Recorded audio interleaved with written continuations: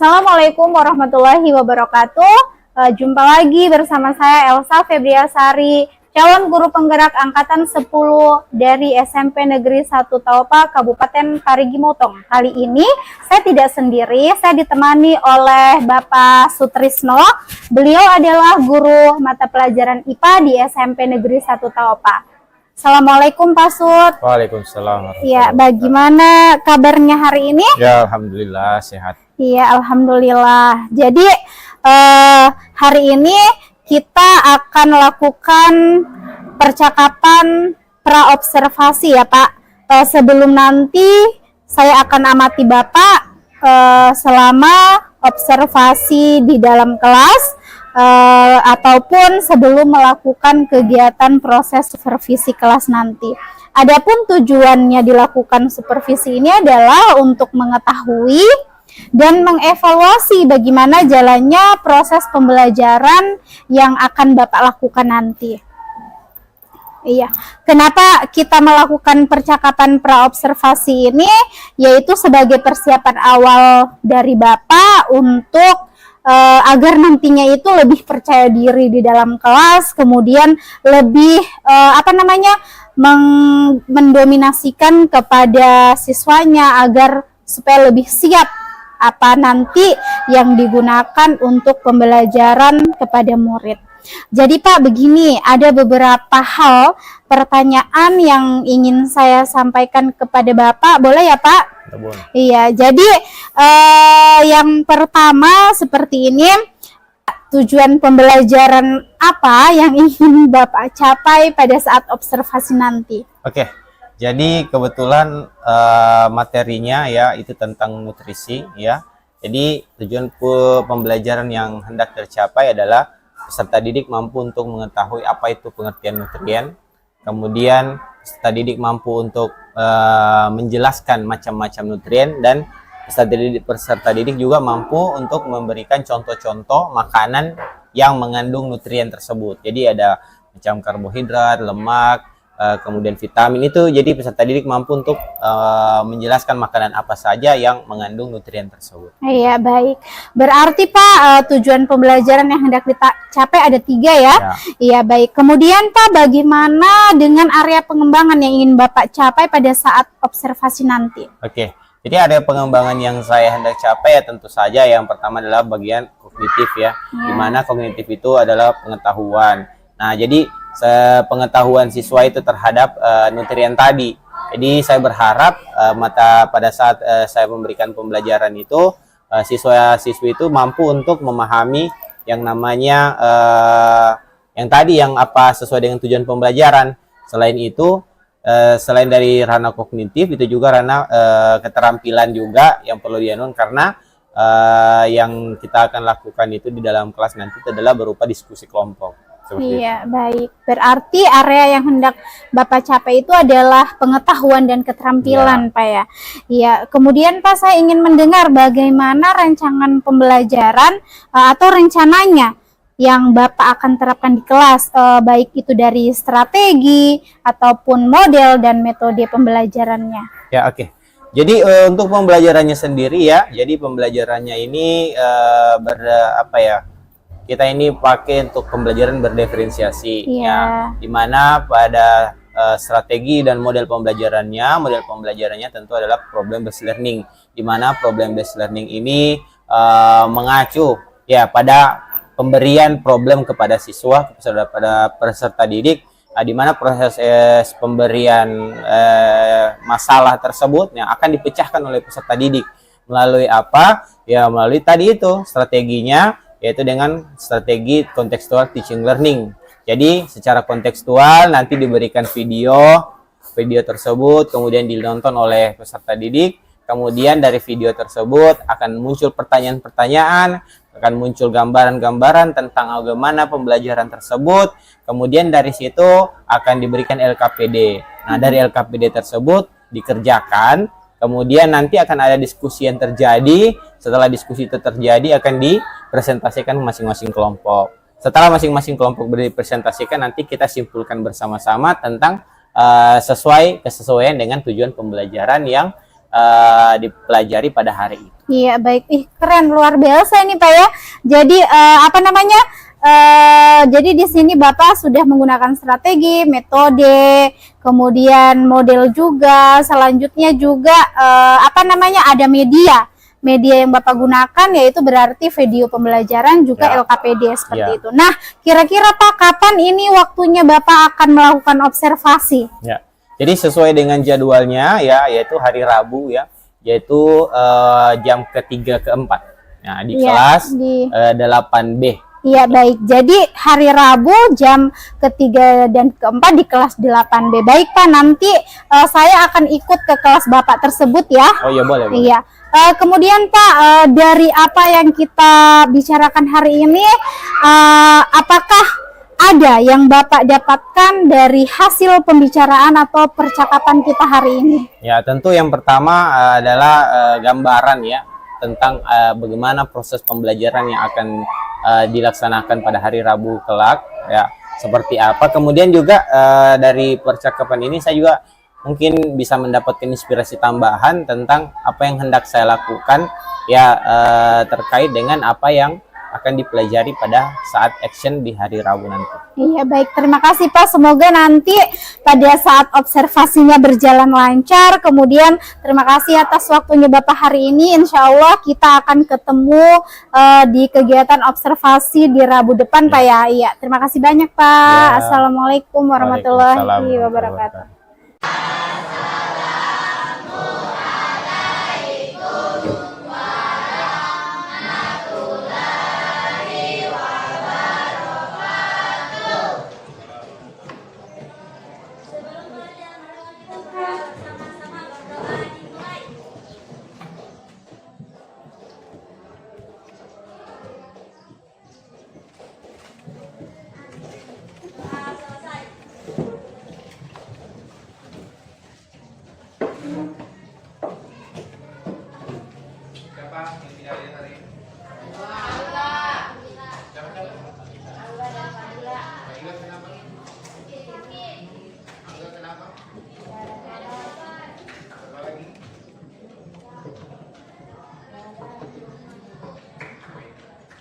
Assalamualaikum warahmatullahi wabarakatuh.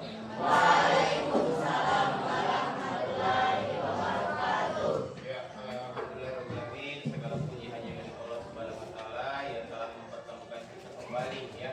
Setelah 1 pekan yang lalu kita itu ada kegiatan pramuka, kemudian pekan sebelumnya juga pembelajarannya kurang efektif, jadi kita lanjutkan lagi pembelajarannya itu mulai dari hari Senin kemarin kita belajar seperti biasa lagi ya. Salam serta salam tak lupa kita aturkan kepada junjungan kita Nabiullah Muhammad Shallallahu Alaihi Wasallam. Allahumma sholli ala sayyidina Muhammad. Oke, pengetahuan pertama ya. Kemarin terakhir kita sudah belajar materi apa? Terakhir. Ayo dibuka dalam bukunya.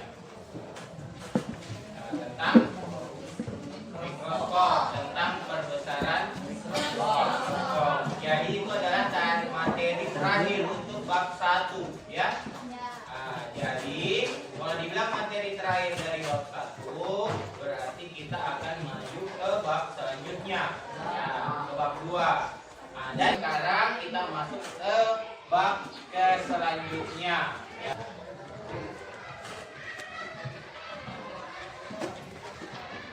Bahas untuk hari ini itu adalah struktur dan fungsi tubuh makhluk hidup.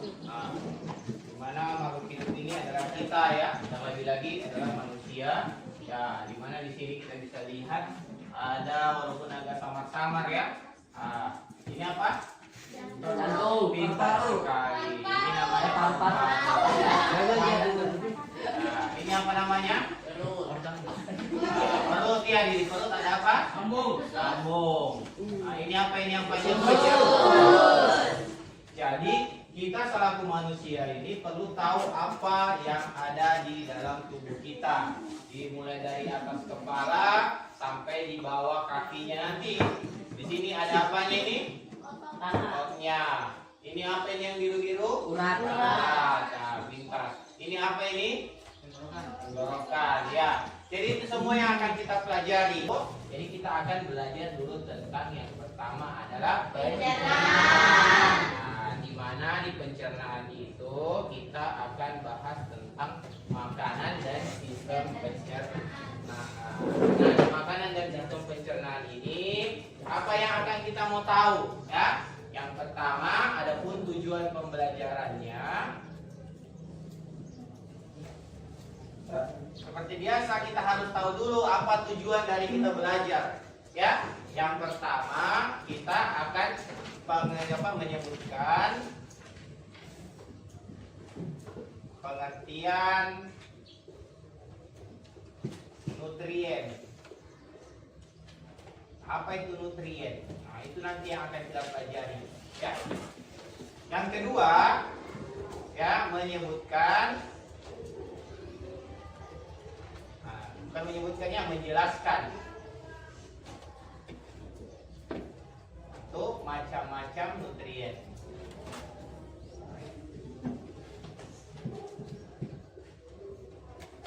Nah, dan yang ketiga, menyebutkan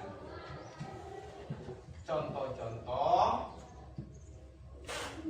makanan yang mengandung nutrien.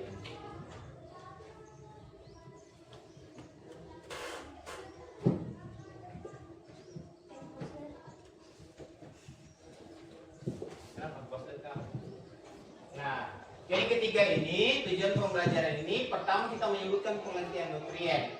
Apa itu nutrien? Nanti kita akan belajar bersama-sama. Kemudian kan kita menjelaskan macam-macam atau jenis-jenis nutrien. Ada berapa saja ada jenisnya nutrien ini, itu akan kita bahas sebentar. Kemudian menyebutkan juga contoh-contoh makanan yang mengandung nutrien. Nah, kita lihat. Mari kita lihat sama-sama makanan dan sistem pencernaan. Sebelum kita masuk ke sistem pencernaan, kita bahas dulu makanan. Sudah makan? Sudah. Makan apa tadi? Nasi kuning. Nasi kuning. Pernahkah kalian mendengar bahwa istilah kamu adalah apa yang kamu makan? Seberapa penting makanan mempengaruhi tubuh? Ingat, tubuh manusia tersusun dari miliaran sel yang bekerja sama untuk membentuk jaringan, membentuk organ, dan kemudian sistem organ. Apakah kualitas makanan kalian itu sudah apa ini? Mana tadi? Apakah kualitas makanan kalian masih sudah mencukupi untuk miliaran sel tersebut? Nah, jadi di dalam tubuh kita sudah belajar di materi bab 1 ya, tentang sel, bahwa sel itu harus diberi makan ya. Jadi tandanya, apa tandanya kita harus memberi makan itu sel? Kita merasa lapar. Ya, kalau kita lapar berarti selnya sudah mengamuk, makan, makan, makan. Ya, iya, maka kamu sebagai manusia pasti akan diberikan sinyal di otak bahwa kamu akan merasakan yang namanya lapar. Ya, kalau sudah lapar, kalau tidak makan, nah, mogok selnya, sakit perutnya. Kenapa? Karena selnya tidak mau bekerja. Nah, kenapa tidak mau bekerja? Karena tadi tidak diberikan energi. Ya, banyaknya itu miliaran sel. Nah, jadi inilah yang akan menjadi pokok pembicaraan kita. Perhatikan gambar di bawah ini.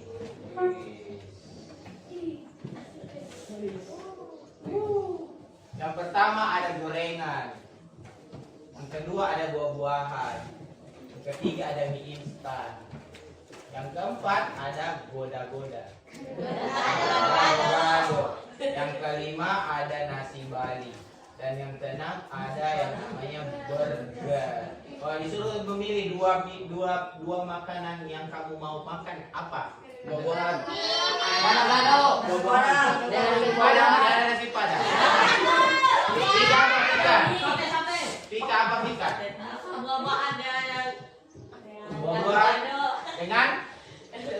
Kenapa? teknik sehat, kan kadang-kadang ada sayuran. Masa? Iya. Yang Jangan kamu iya orang kamu. Kenapa? Kalau kamu apa? Betty. Betty.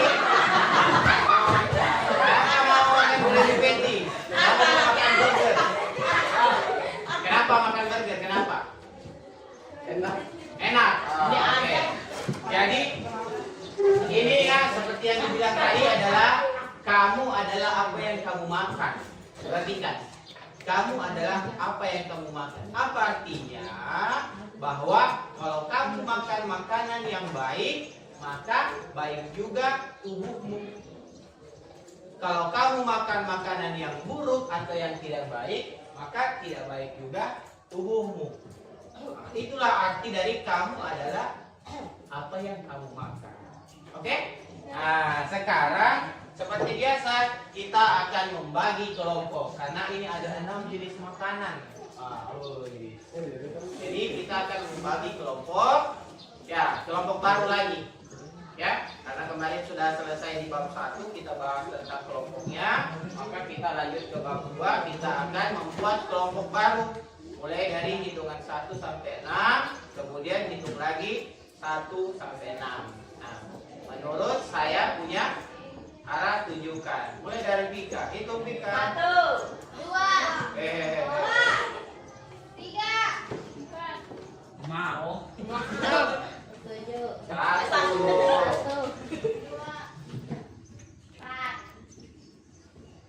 5, 4, 5. 5, Nah, 1, 2, 3, 4, 1. 4, 5, 6. 3, Oke, angkat tangan kelompok 1. Nah, lihat kelompok 1 anggotanya.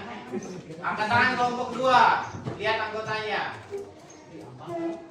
Angkat tangan kelompok 3. Lihat anggotanya. Angkat tangan kelompok 4. Lihat anggotanya. Akan dibuka bab 2 masing-masing kelompok. Bab 2 ya.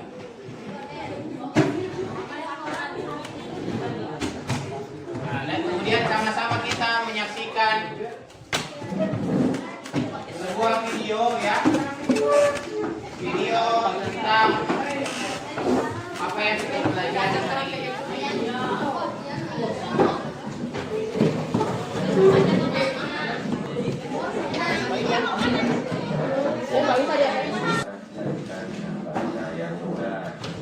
Baik sahabat-sahabat, tanpa berlama-lama lagi, mari kita mulai belajarnya.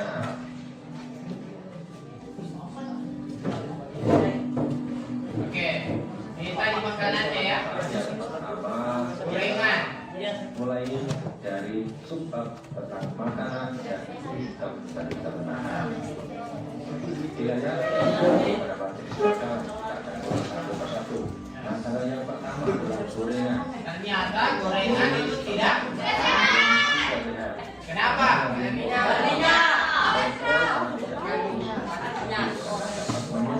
saluran pembuluh darah, pembuluh darah atau peningkatan pembuluh darah dan menyebabkan berbagai macam penyakit. Makanan yang vitalnya, karena yang pertama sulit dicerna oleh tubuh. Kemudian kandungan darahnya yang tinggi bisa mengakibatkan penyakit darah tinggi. Pengawet di dalamnya bisa menimbulkan kanker, sehingga tidak dianjurkan untuk mengkonsumsi dan secara terus-menerus. Oke, perhatikan ya. Makanan yang selanjutnya adalah gado-gado. Gado-gado Ya, jadi sekali lagi. Jadi instan ini tidak sehat ya. Kenapa tidak sehat? Karena sulit dicerna oleh tubuh. Nah, apalagi kalau sudah makan mie instan dalam bentuk cup. Kenapa tambah tidak sehat? Karena dia terbuat dari gabus atau styrofoam. Kalau styrofoam itu kena air, ya, maka cupnya itu akan meleleh, masuk ke dalam minyak, ya, kemudian masuk ke dalam tubuh. Alhasil apa? Bisa merusak tubuh, bisa merusak ginjal. Ginjalnya jadi apa? Ginjalnya jadi banyak batu-batu ginjal. Jadi kalau penyakit ginjal apa yang terjadi? Ya, susah buang air kecil, keluar darah, keluar nanah. Mau nggak kencingnya keluar darah? Tidak. Sekali lagi, kurangi makan mie instan karena mie instan itu tidak sehat. Boleh makan mie instan Pak Guru? Boleh. Boleh makan mie instan sebanyak 2 kali 1 minggu. Bukan sehari 2 kali. Ya, 2 kali sepekan. Oh hari ini makan, nanti hari Kamis lagi atau hari Sabtu lagi baru dimakan. Minggu depan tidak usah lagi makan lagi minggu depan. Boleh 2 kali saja dalam 1 minggu. Kenapa? Karena banyak kasus gini, anak kos, ya kuliah di Palu, ya untuk menghemat biaya, dia beli mie instan 1 dos, sarapan mie instan, makan siang mie instan, makan malam mie instan, begitu terus setiap hari. Akhirnya kenapa dia? Dia kena kanker. Kenapa? Karena terlalu banyak pengawetnya. Pengawet di dalam ini bisa menyebabkan kanker. Ya, maka orang itu kena penyakit kanker. Ini bukan kisah bohong-bohongan, tapi kisah nyata. Ya, ini kejadian di Palu. Ya, pas ditanya kenapa bisa meninggal dia karena terlalu banyak makan mie instan.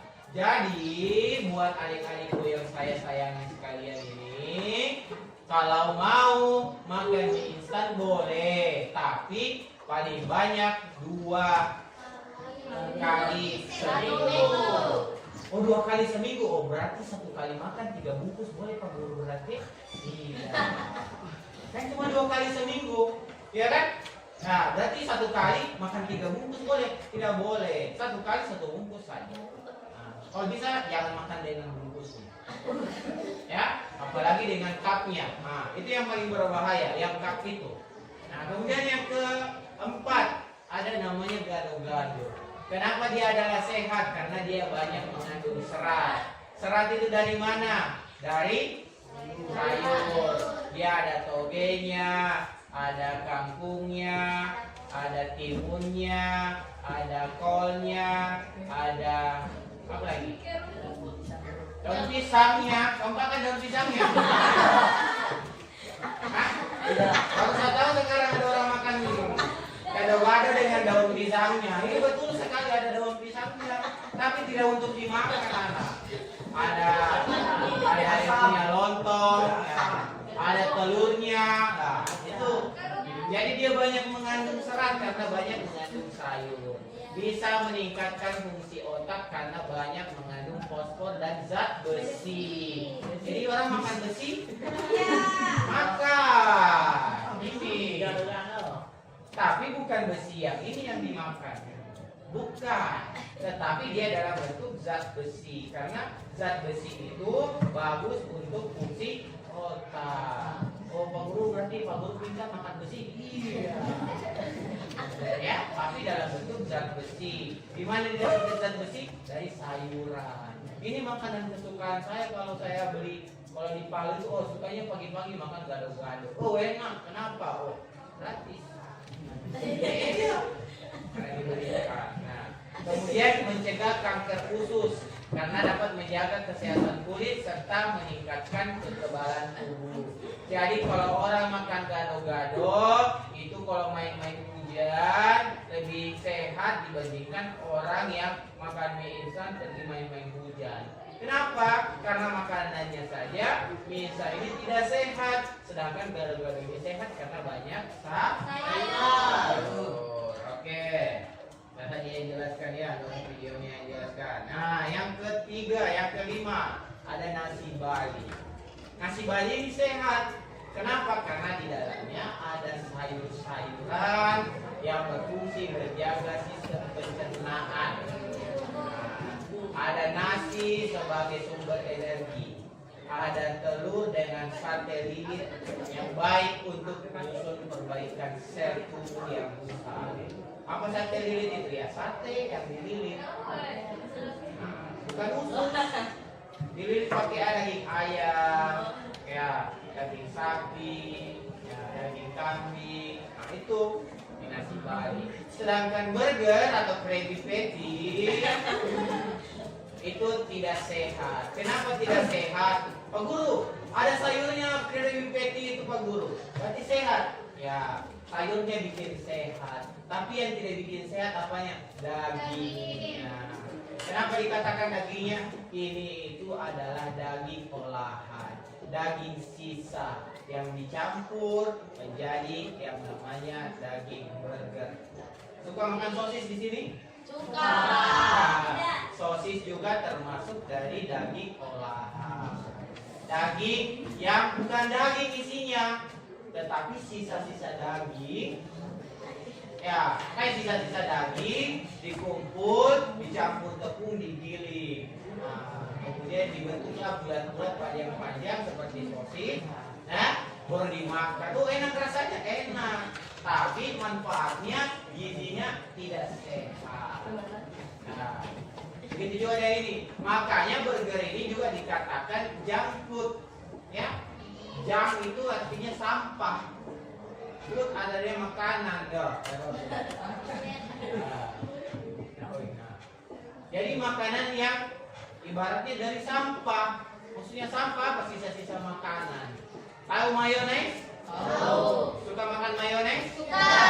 Ya, mayones itu tahu terbuat dari apa? Apa? Hah? Dari telur dicampur minyak baru diaduk sampai bau busuk. Tidak dimasak. Iya, baru ditaruh. Jadilah mayones. Biasa kamu makan kondok? Makan apa? Ya. Sekarang soalnya dia makan apa? Sosis bakar. Ada punya mayones? Mayones itu tidak dimasak. Telur diambil dari kandang dengan tai-tai ayam. Kasih pecah. Taruh minyak di blender. Jadilah mayones. Ditaruh di atasnya sosis bakar. Wih, enak Pak Guru? Iya enak, tidak masak. Telur mentah dimakan. Ya? Iya, jadi tidak sehat. Makanya dibilang tadi, kamu adalah apa yang kamu makan.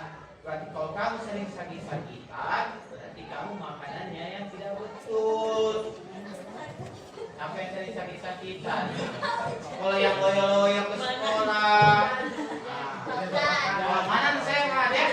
Makan tadi gado-gado dengan dia punya daun besar. Itu. Nah, ya. Nah, kemudian kita lanjut.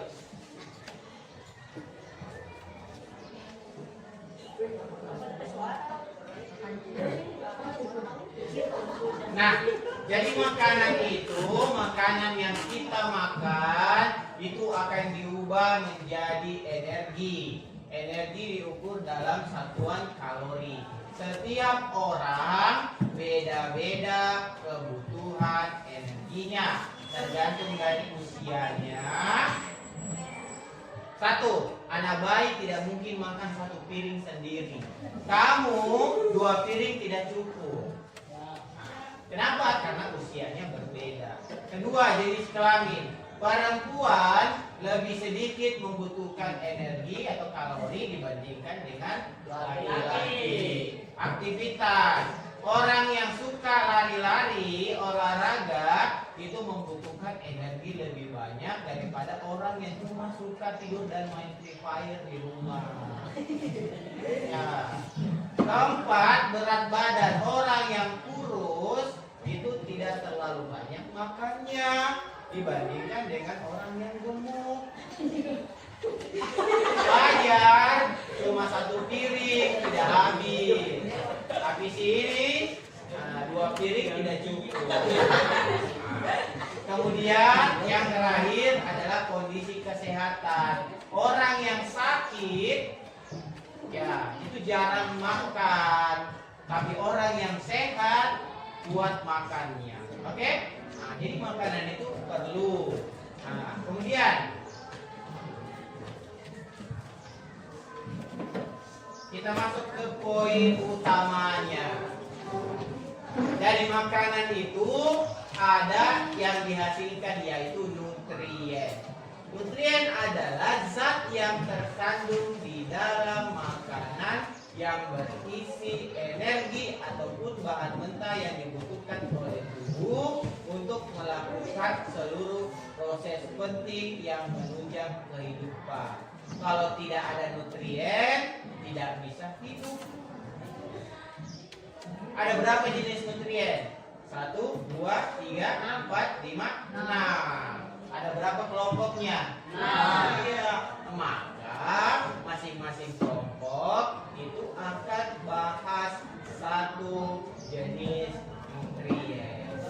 Catat dulu nutriennya itu apa. Kelompok 1 akan bahas karbohidrat, kelompok 2 bahas protein, kelompok 3 bahas lemak, kelompok 4 bahas vitamin, kelompok 5 bahas mineral, dan kelompok 6 bahas air. Kemarin ada yang tanya di sebelah, Pak Guru, air itu makanan?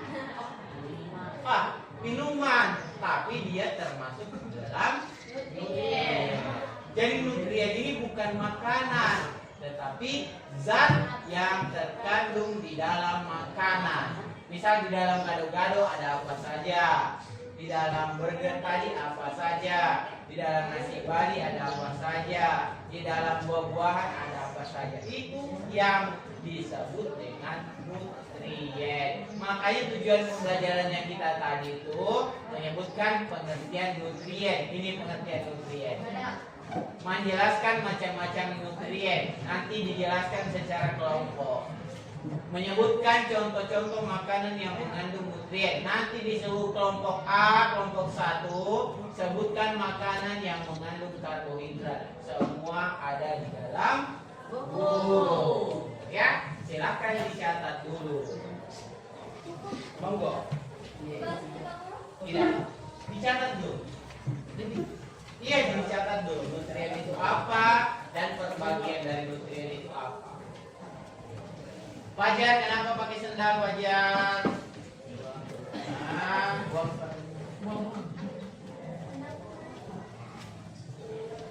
Kan cuma tanya kenapa pakai sendal.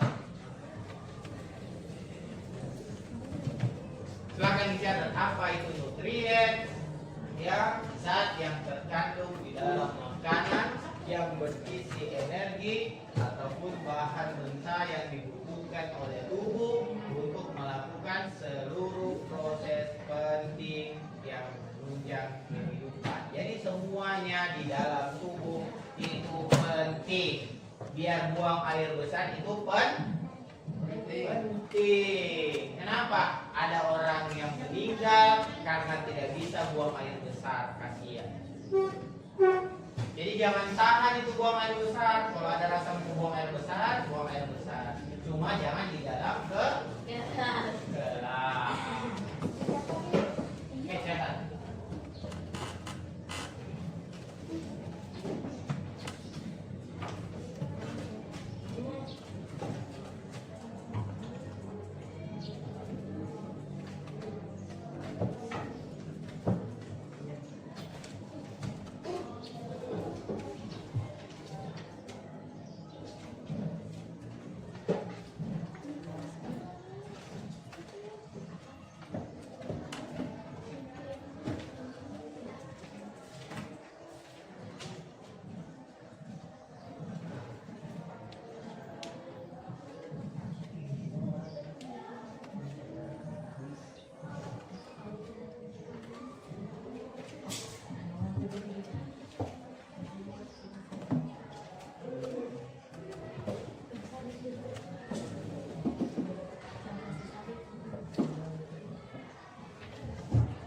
Siap?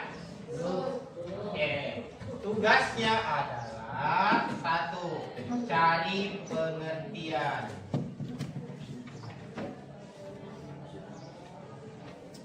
Yang kedua, cari fungsinya. Yang ketiga, cari makanannya. Makanan yang mengandung.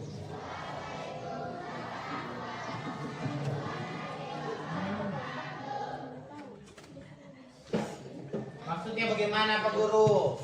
Misal, 1. Kelompok 1 cari pengertiannya karbohidrat apa fungsi karbohidrat, dan makanan apa yang mengandung karbohidrat. Paham kelompok 1? Paham. Kelompok 2 cari apa pengertian dari protein apa fungsi protein, dan apa makanan yang mengandung protein. Paham kelompok 2? Oke, kelompok 3 juga begitu, lemak. Kelompok 4 vitamin, kelompok 5 mineral, kelompok 6 air. Silakan catat satu kelompok satu buku saja, ya. Nah, kerjasama, ada yang mencari, ada yang mencatat. Satu saja buku yang dikumpul, ada yang mencari, ada yang mencatat. Oke? Waktunya saya beri waktu 15 menit karena akan dipresentasikan. Oke? Silakan.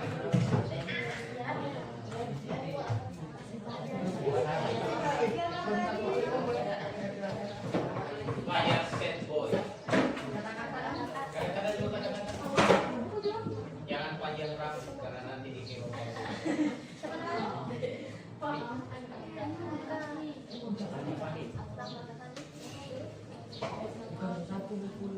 Masih ada baca, masih mau?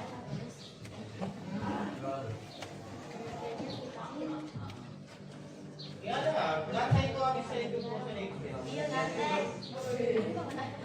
Kaget? Ada orang depan begitu lah. Kaget. Kenapa tidak ada waktu untuk itu? Hah? Tugas gampang.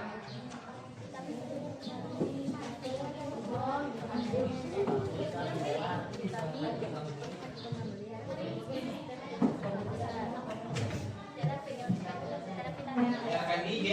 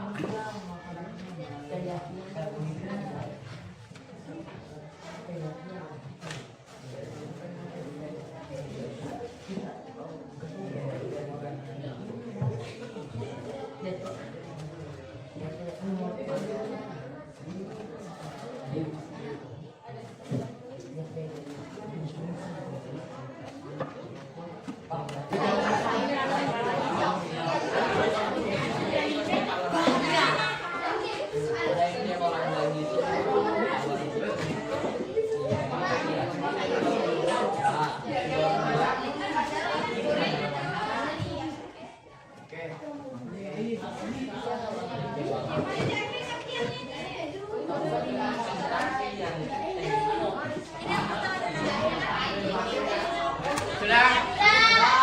Oke. Waktunya habis.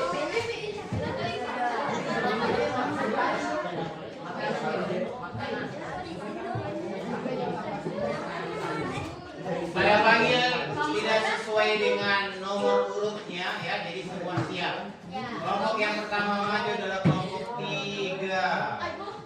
Mana kelompok 3? Sudah? Silakan kelompok 3. Baca saja yang dikerja, baca saja apa yang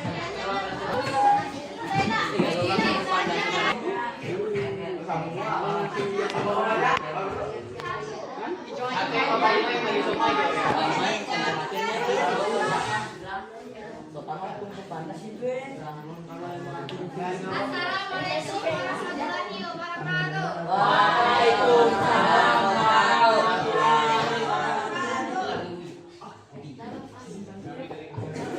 Kami dari kelompok 3 akan mempresentasikan hasil dari diskusi kami. Oke, silakan. Nomor 1. Lanjut saja. Fungsi lemak. Lemak berfungsi untuk memproteksi organ tubuh manusia dari benturan dan guncangan. Ya. Makanan yang mengandung lemak: gorengan, keju, alpukat, daging sapi, santan, dan ikan lele. Sekian dari kami. Selanjutnya saya akan menunjuk kelompok 4. Kelompok 4. Silakan kelompok 4.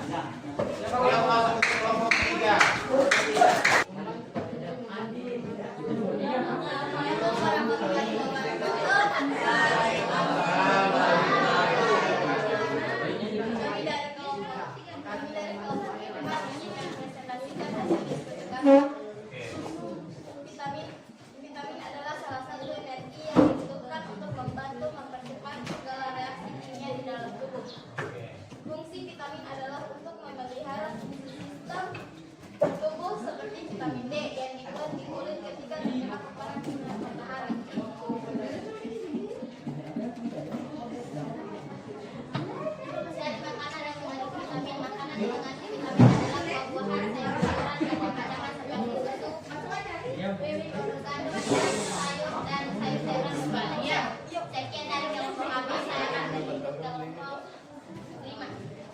5 silakan.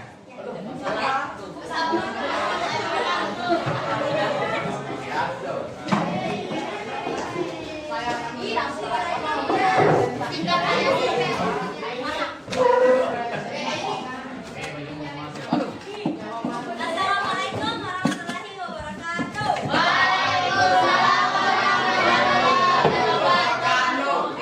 Kami dari kelompok 5 akan membacakan hasil diskusi kami. Nomor 1, mineral adalah nutrisi yang tidak dibuat oleh makhluk hidup.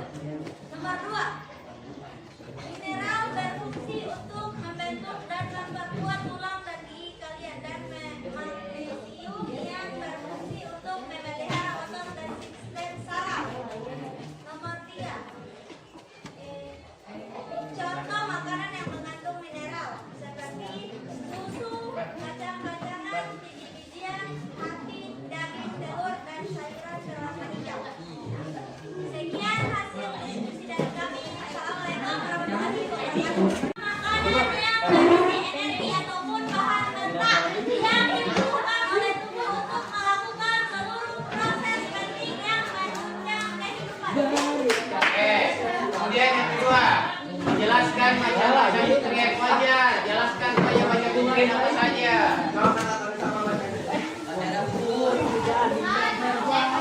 Satu karbohidrat, 2 protein, 3 lemak, 4 vitamin, 5 mineral, 6 air.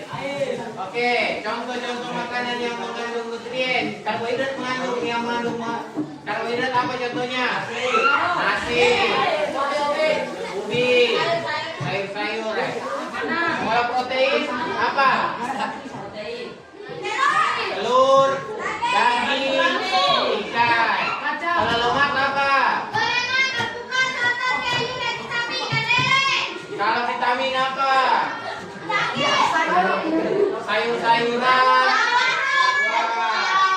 Kalau mineral apa? Mineral apa? Kalau air apa?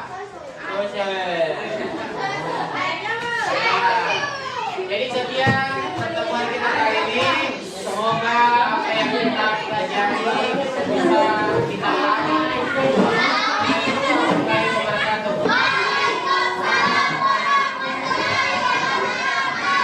Assalamualaikum warahmatullahi wabarakatuh. Berjumpa kembali dengan saya Elsa Febriasari, calon guru penggerak angkatan 10 dari SMP Negeri 1 Taopa, Kabupaten Parigi Motong. Kali ini saya masih ditemani oleh Bapak Sutrisno sebagai guru yang sudah diobservasi. Kemudian ada juga Ibu pengajar praktik, Ibu Yulianti, sebagai pagi Ibu. Selamat pagi. Assalamualaikum Pak. Waalaikumsalam. Iya, bagaimana kabarnya hari ini? Luar biasa. Iya, luar biasa. Alhamdulillah. Baik, izinkan saya untuk mengadakan percakapan pasca observasi. Baik Bapak, Ya. bagaimana kabarnya? Ya. Apakah sehat-sehat? Alhamdulillah sehat-sehat ya, walaupun ada sedikit kendala tadi, kurang fit, jadi agak lambat untuk Iya, terima kasih. Jadi semoga sehat selalu ya Ya. Bapak. Iya, baik Bapak, untuk hari ini kita akan adakan percakapan pasca observasi. Nah, kali ini saya akan memberikan beberapa pertanyaan kepada Bapak dengan tujuan terkait pelaksanaan observasi yang sudah dilakukan di kelas. Jadi tujuannya untuk mengetahui atau mengevaluasi jalannya proses pembelajaran itu pada saat pelaksanaan observasi di kelas, seperti itu. Kemudian yang pertama yang ingin saya tanyakan kepada Bapak nih, kira-kira bagaimana perasaan Bapak terkait observasi yang sudah dilakukan di kelas? Ya. Oke, untuk perasaan ya, seperti biasa kalau yang namanya observasi itu, apalagi ada yang menilai, ada yang melihat, ya itu tentu ada sedikit rasa gugup, kemudian rasa kurang kurang percaya diri dan lain sebagainya, ya sama saja seperti saat kalau kepala sekolah yang masuk untuk supervisi dan lain sebagainya. Tapi di luar daripada itu ya alhamdulillah ya saya merasa senang dijadikan salah satu objek untuk perkembangan di bidang CGP ini ya.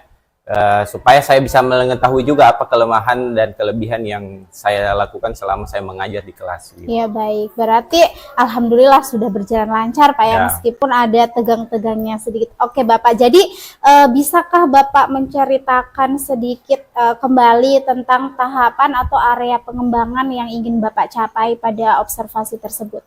Ya, sesuai dengan yang kemarin seperti yang sudah diajarkan ya. Ada beberapa area pengembangan. Yang pertama adalah area pengembangan kognitif yang seperti yang saya sudah pernah jelaskan. Ya, tentu pada materi itu harus siswa itu paham dengan apa yang sudah dipelajari, yang sudah dipelajari. Kemudian sesuai dengan tujuan pembelajaran. Ya, kemudian karena kita pembelajarannya itu bersifat pembelajaran berdiferensiasi, jadi tujuan pembelajarannya itu harus mencakup keseluruhan materi dan keseluruhan peserta didik. Kemudian untuk yang kedua ranah keterampilan, karena di pembelajaran ini kita melakukan pembelajaran secara berkelompok, tentu keterampilan untuk berdiskusi, keterampilan untuk memaparkan hasil materi, serta keterampilan untuk menarik kesimpulan dari hasil diskusi tersebut. Itulah yang menjadi yang fokus utama atau poin utama dalam pembelajaran yang saya lakukan. Iya baik, jadi area pengembangan yang sudah dilakukan itu adalah tentang aspek pengetahuan atau kognitif, kemudian aspek keterampilan ya Pak. Ya. Jadi sejauh ini Bapak melihat apakah area pengembangan tersebut sudah berhasil dilakukan di kelas? Ya, kalau untuk area pengembangan dari sisi kognitifnya itu saya rasa sudah cukup bagus ya. Kenapa? Karena dari tujuan pembelajaran itu sudah semua sudah bisa menyimpulkan sampai di tujuan pembelajaran sesuai dengan apa yang awal ditujuankan. Ya. Kemudian untuk area keterampilan ya ada beberapa kendala, terlebih lagi karena hanya beberapa saja siswa yang aktif dalam berdiskusi gitu. Jadi ada beberapa siswa yang kurang aktif dalam berdiskusi. Sehingga pada saat itu mungkin akan kedepannya kita akan adakan itu mungkin pembelajaran yang lebih efektif lagi supaya yang tidak aktif tadi itu semuanya bisa aktif begitu. Iya baik. Jadi Bapak kendalanya itu adalah ada beberapa siswa yang belum aktif seperti itu ya. Berarti dia juga itu masuk ke penguasaan kelas sepertinya Pak ya. Kemudian apakah ada rencana ke depan untuk memperbaiki atau menindaklanjuti dari hasil yang Bapak peroleh tadi? Ya. Selain untuk pembelajaran interaktif, tentu saja ya setelah pekan mid semester ini ya pastinya akan ada tetap pengembangan ke depannya ya. Kenapa? Seperti yang sudah kita ketahui bahwa ada yang beberapa yang tidak aktif itu ya, jadi mungkin saya akan mencoba beberapa strategi-strategi atau pendekatan-pendekatan lain ya guna untuk yang tadi itu supaya aktif, mungkin seperti game interaktif ataupun diskusi interaktif lainnya yang memacu supaya peserta yang awalnya itu tidak aktif semua menjadi aktif semua, supaya tingkat keterampilannya juga bukan cuma di keterampilan tapi kognitifnya juga itu bisa masing-masing peserta didik itu bisa meningkat. Iya baik, berarti sangat luar biasa Pak ya, game interaktif seperti itu. Jadi kemudian kapan kira-kira Bapak akan melaksanakan rencana tersebut? Ya, kalau rencana tersebut itu ya mungkin butuh waktu sekitar dipikir dulu apa yang akan dibuat, tentu direncanakan dulu sebelum melakukan itu. Kemudian strateginya juga harus dipikir matang-matang dulu, kemudian perlu belajar lagi, kemudian konsultasi dengan kepala sekolah dan lain sebagainya. Baru kita diadakan actionnya. Mungkin 1 atau 2 bulan kemudian atau di pembelajaran selanjutnya nanti akan dicari referensi lagi yang terkait dengan pembelajaran interaktif yang seperti yang saya rencanakan seperti itu. Iya, Mbak, ini sangat luar biasa sekali, Bapak ya.